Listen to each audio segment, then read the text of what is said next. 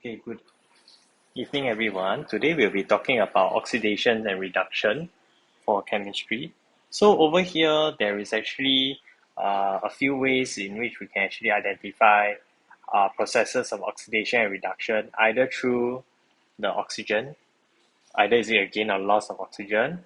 Second would be by hydrogen, gain or loss again. Third would be the electron, whether the reactants have actually gained or lost electrons. And all these can actually be computed through the chemical equation, and that's where we will introduce changes in oxidation state. Then following this, we will identify redox reaction, where there are reactions that have both oxidation and reduction occurring at the same time. And lastly, we look at the agents that actually helps to catalyze some of these reactions. So first of all, what is oxidation? Oxidation, there's four different scenarios that can result in the substance being oxidized, or for us to actually know whether something has been oxidized. Number one is a gain in oxygen, meaning, right, let's say you have a reactant A. After the chemical reaction, right, this A will eventually gain some form of oxygen molecule or atom in that sense. On the other hand, for the hydrogen one, right, it's where this hydrogen atom is attached onto the reactant that you have, and after the reaction, this has actually been separated and lost, okay, in the form of either H plus or H2, etc. Then, of course, you have loss in electron, where initially you have A, and after the reaction, you have, in a way, lost some form of electron away from you. Now, one very common misconception is that this plus would signify the gain, which is not the case. We always look at the direction of where the arrow is moving to signify how the electron has been lost from the A. Then, of course, oxidation state will be the overall, in your ionic equation, you have on the top right hand superscript, you actually see a charge. That charge will actually follow the reactant, and from there we can see if there is an increase in the oxidation state, that means an increase in that numerical value, then it has actually undergone oxidation. If it has reduced, it has undergone reduction. So one very common way to remember is by the acronym OIRIC. And this OIRIC, right, is where O represent oxidation, then I is then loss. So this will only highlight for the electrons as well as the hydrogens. You cannot use this particular acronym for the reaction or scenario for electron hydrogen, because only during oxidation is lost in electron or lost in hydrogen, whereas reduction, which is the R, is actually gain in hydrogen or it's gain in electrons. Okay, so just only these two particular scenario. So when a reduction is basically the opposite or the reverse of oxidation, where if oxidation gains oxygen, you will actually tend to lose. So this is like just now what we actually discussed. So these are some examples in which we can actually look from the equation. Over here, we could see that we have an atom here, calcium, and they interact with another molecule, oxygen. Now, this plus indicates that this calcium and oxygen hasn't combined into one molecule yet. So they are separate molecules, in which calcium is a separate atom. In this case, right, only after the reaction, which is signified by the arrow sign, we could see that the calcium has actually gained the oxygen atom, and in this case we would say that calcium has been oxidized to calcium oxide. Now, do take note of the phrasing, how we actually form our sentence. We always start with the reactant, then after that we will say forming the product. And in this process, right, what actually occurred? How does it come about being oxidized?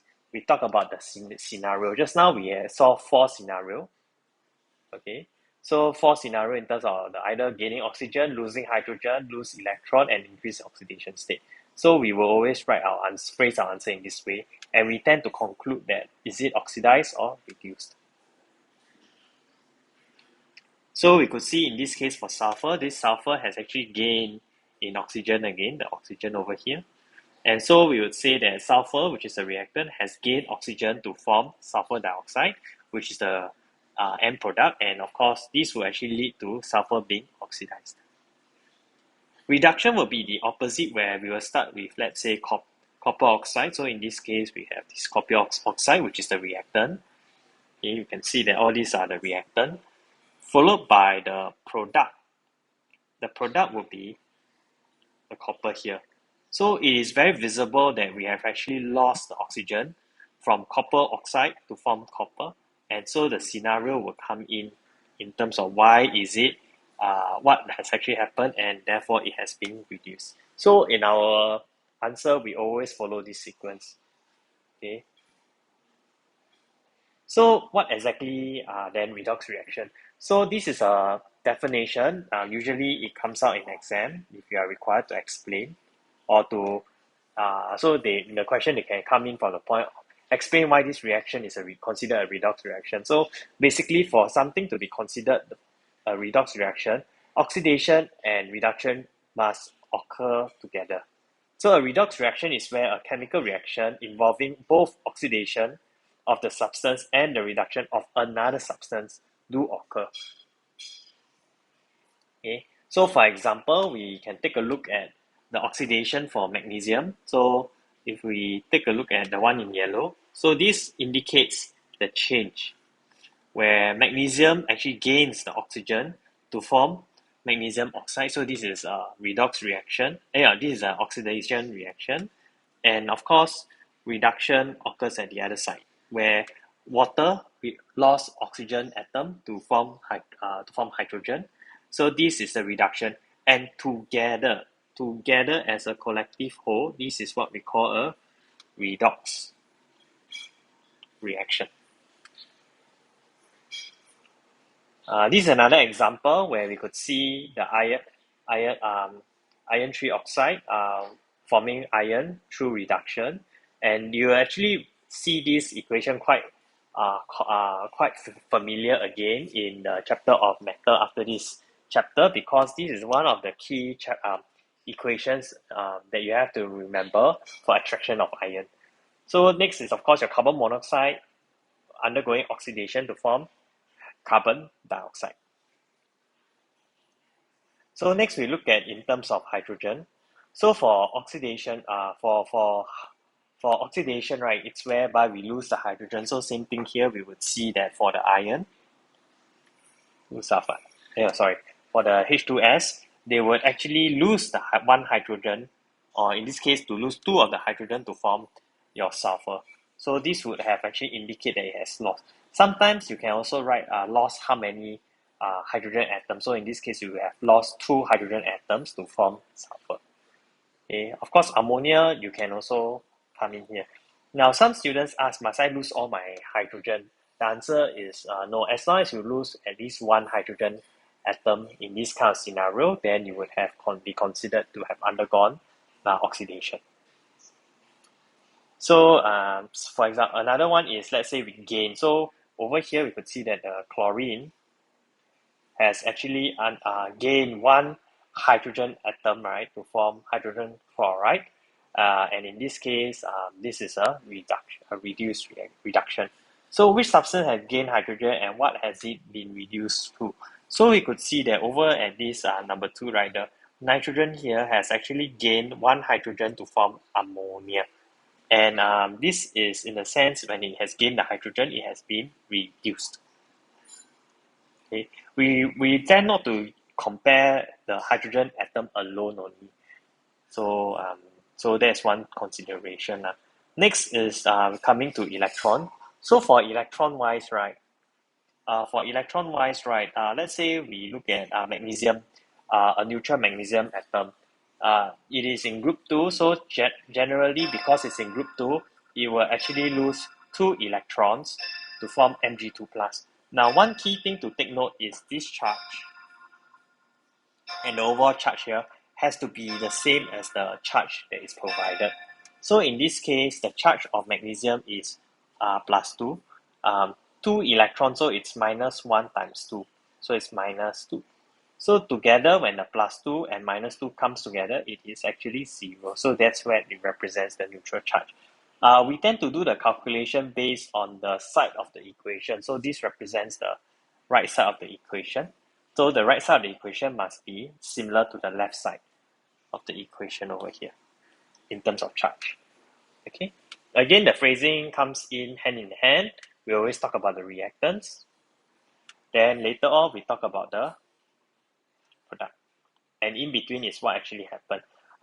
Over here, we also do specify how many electrons are lost. So, and another thing to take note is we do write the charge. So usually to represent something like this is called the Ionic Equation, something that we have learned previously. For the other one is these are, if there's no charge above, these are normal chemical reactions. Again, you have to balance the charge of the electrons with respect to the overall charge of the whole equation. Okay, so for iron 2 plus, it will be actually losing 1 electron. So when you lose 1 electron, you could see that this 3 plus minus 1, you'll get a 2 plus over here. So that's where you could also indicate the overall charge has to be balanced.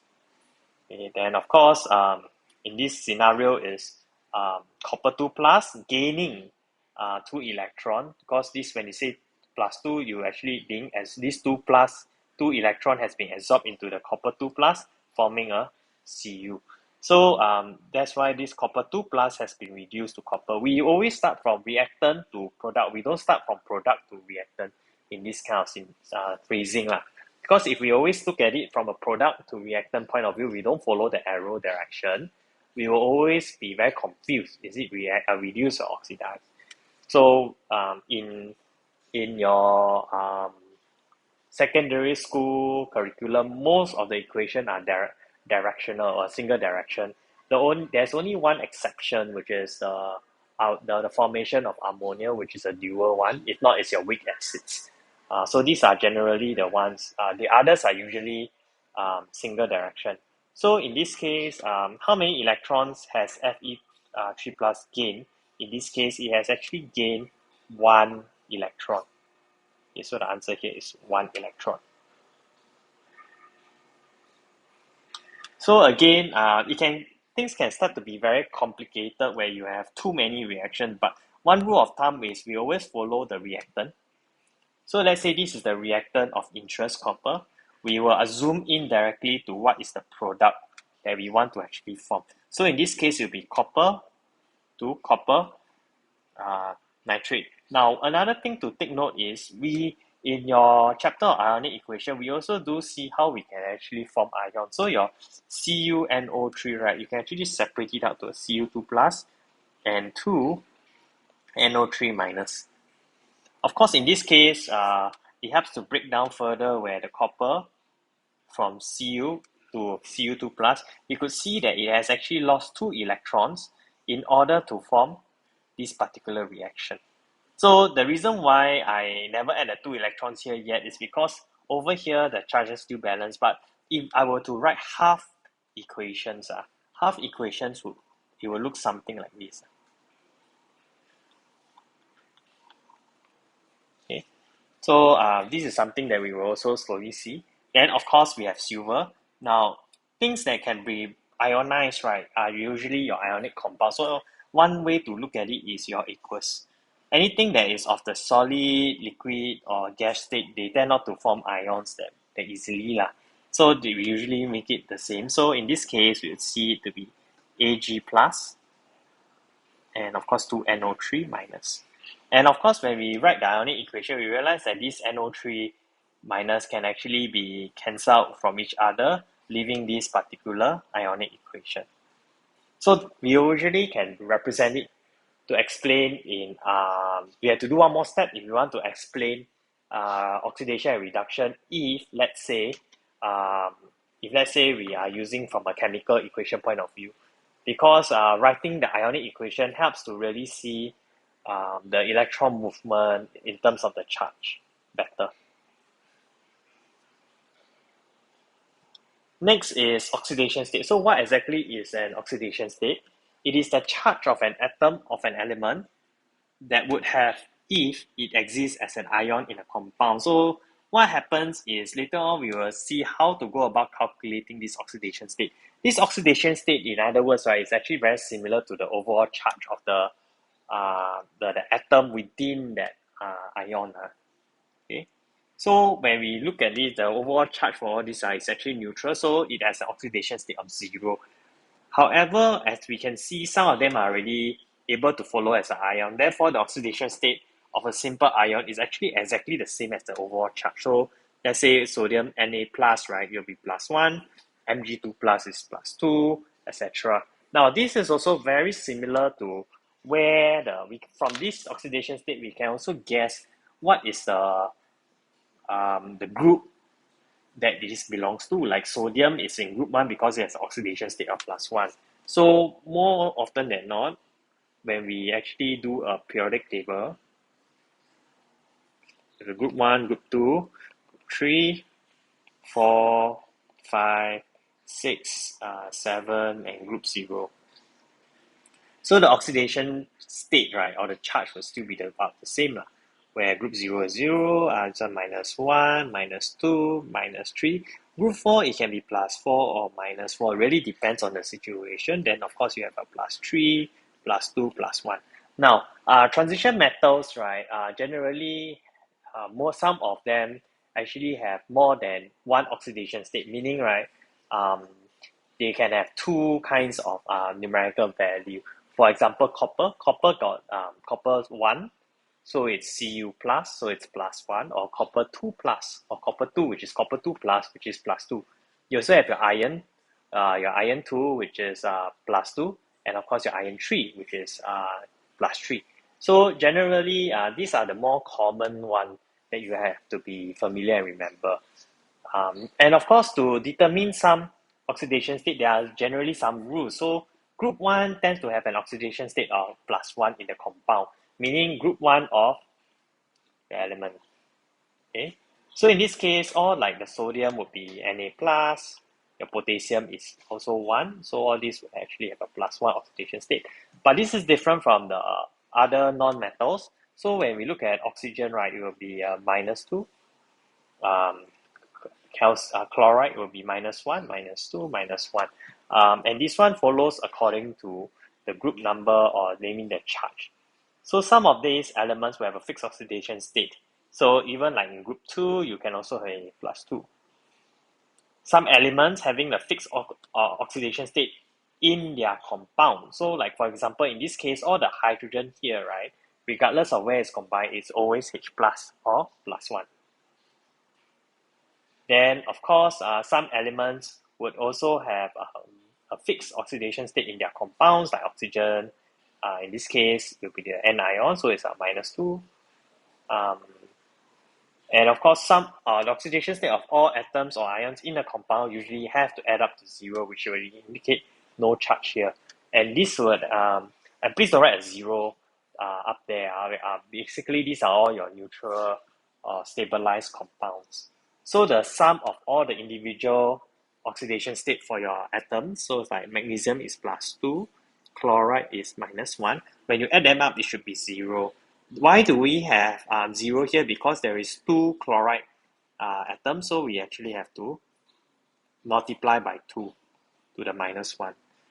Okay, and then you'll get 0. So this +2 belongs to magnesium, whereas the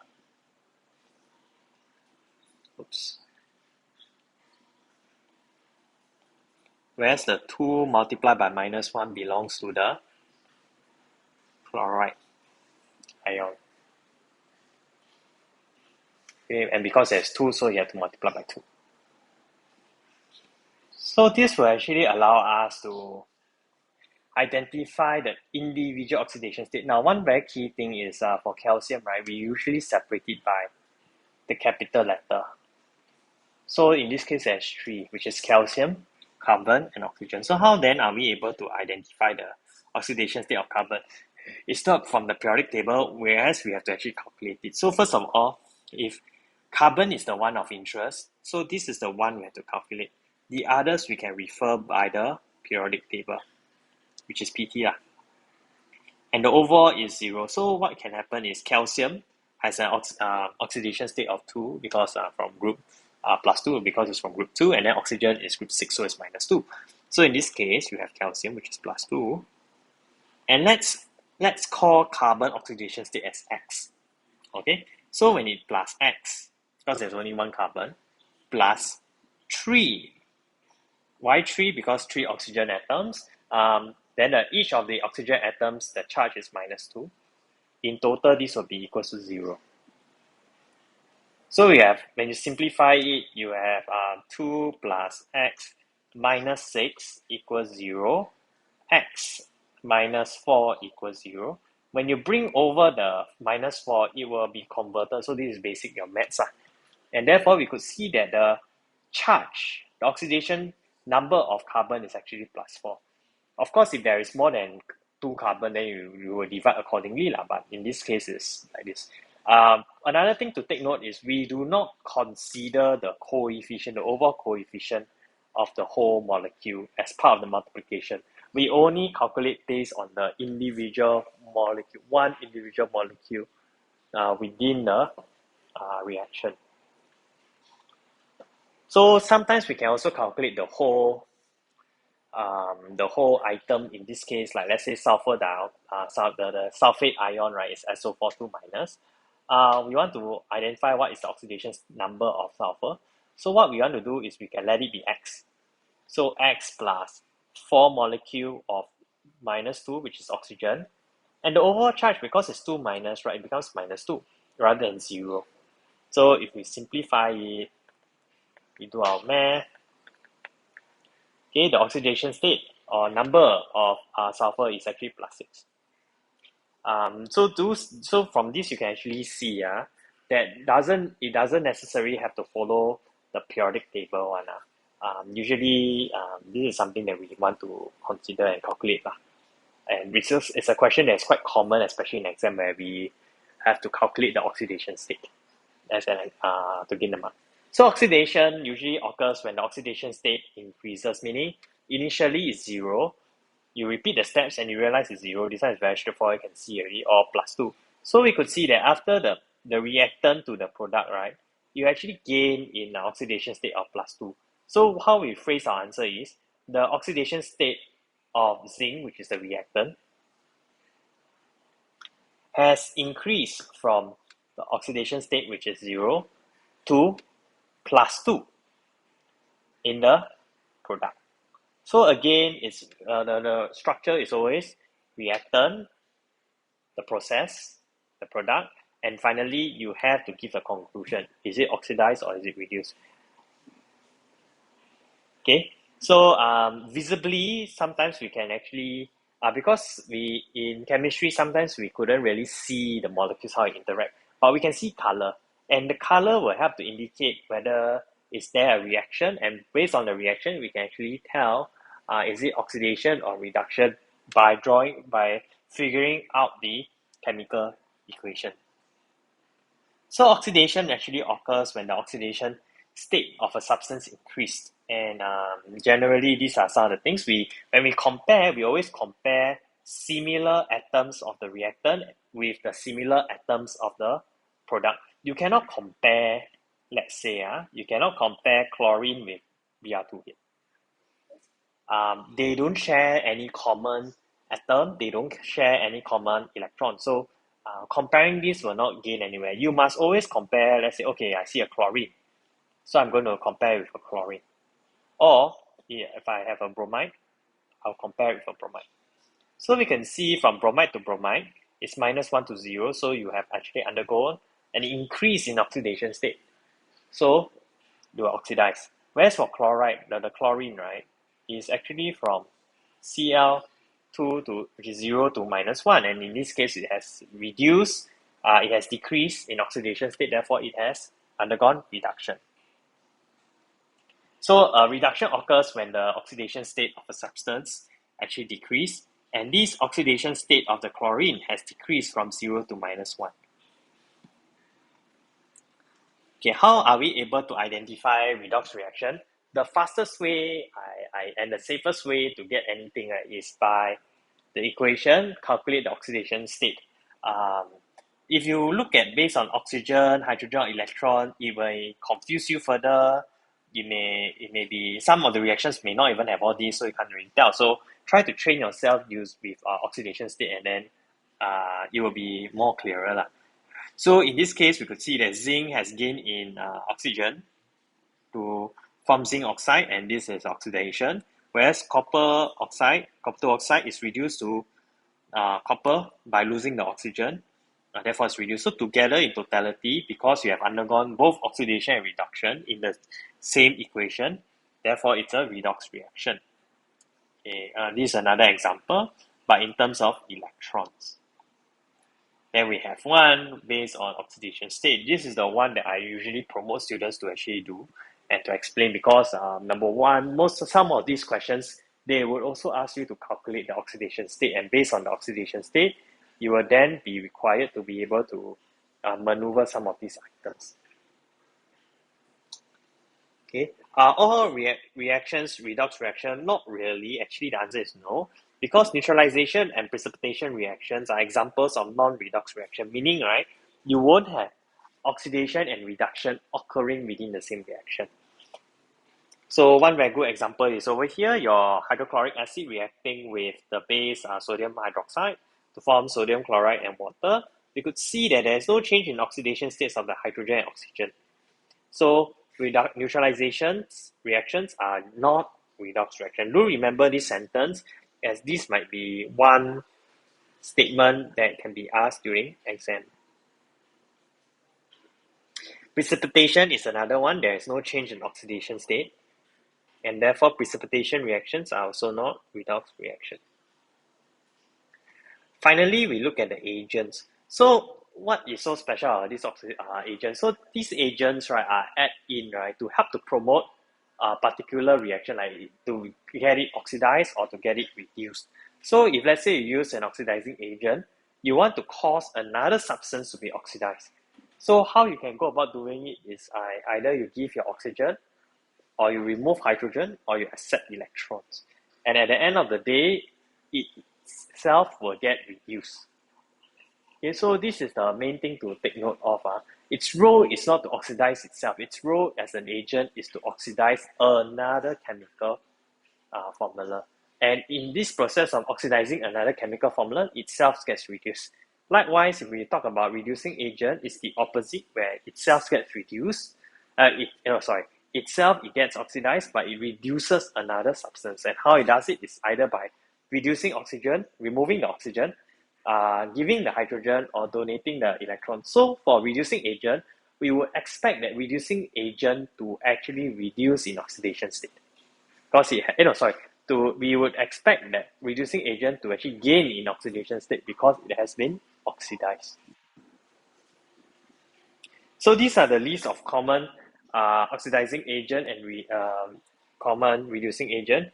One of the more common one is this one, your potassium manganate as well as your dichromate. Why? Because the color is very distinct. So potassium manganate is tend to be purple color when it has already undergone, when it has already oxidized something else. You will see that there's a change in the color. It becomes either colorless. The other common one is your potassium iodide, which is another color. It's like more or less like yellowish kind of color, which you will see later on. So what we can see is through this, when something is being oxidized, we could say that it's actually more or less a reducing agent. And when itself gets reduced, we could say that it's an oxidizing agent. When it gets oxidized, we could say that it's a reducing agent. So same thing again, quite straightforward. Now, how do we test for oxidizing agent? So when we test for oxidizing agent, we have to we want to see whether it will get reduced, right? So one thing we want to see whether the oxidizing agent gets reduced, we will actually put in a reducing agent. And this reducing agent is actually a potassium iodide. So what will happen is potassium iodide tends to be like colorless. So when it has undergone reduction, when the potassium iodide has undergone oxidation, okay, by the oxidizing agent, it will actually form a brown solution. On the other hand, the opposite is true for oxidizing agent, where for oxidizing agent, right, if let's say we are going to want to see if the substance it contains oxidizing agent, we will actually have a few ways to go about doing it. Just now we talked about the potassium iodide. Now we talk about a starch iodide paper. Okay, so this one we will see that there is actually a change in color. Though this is not really highly tested, this method for test 2, we tend to use test 1 more often. Okay, then of course the other one is, let's say you want to test for reducing agent, right? We will then throw in an oxidizing agent, and of course potassium manganate is one such thing, where what will happen, it will actually turn purple to colorless after a reaction. So this is another item for you to think about it. And of course, for testing a reducing agent, we can also add the solution form rather than using the paper. And naturally, if there is actually, when the potassium manganese actually gets reduced, what will happen is it will actually turn from purple to colorless. So generally, this is the explanation of using potassium manganate. Basically, what will happen is the MnO4 minus will be reduced to your Mn2 plus ions, and this change in oxidation state decreases from a +7 to +2.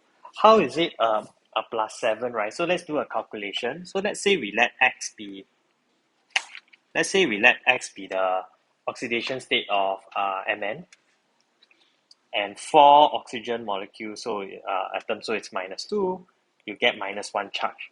So we could see that x minus 8 equals to -1. When you bring over, it'll be 8 minus 1 equals to +7, which is this Mn over here. Okay, then of course Mn2 plus is just 2 plus 2 lah. Then so this is the one whole reaction kind of thing. Okay, so generally that comes to the end of our this particular chapter.